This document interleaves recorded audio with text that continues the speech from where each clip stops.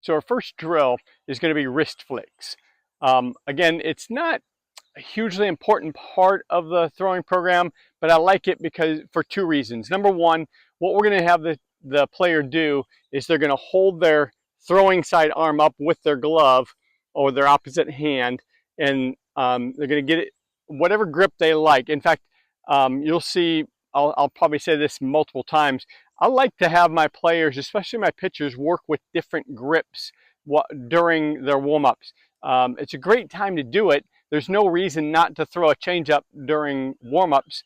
I'm not going to advocate throwing curveballs or knuckle curves or sliders but there's no harm in it either. Work on four-seam grips, work on two-seam grips, work on slider grips, work on the changeup grip during your warm-ups. Great time to do it. But back to what we're here for.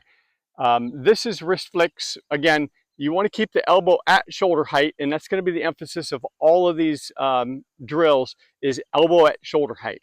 It's okay if it's a little bit high, but it's definitely not okay for that to be low. So keep that elbow at shoulder height, prop it up with your opposite arm, and then what you're going to have your player do is flick the ball to their partner. So the partner can't be too far away with this, and I try to buddy up my players with someone with equal arm strength, so that you don't have a kid that can throw at 300 feet playing catch with someone that can only throw at 200 feet.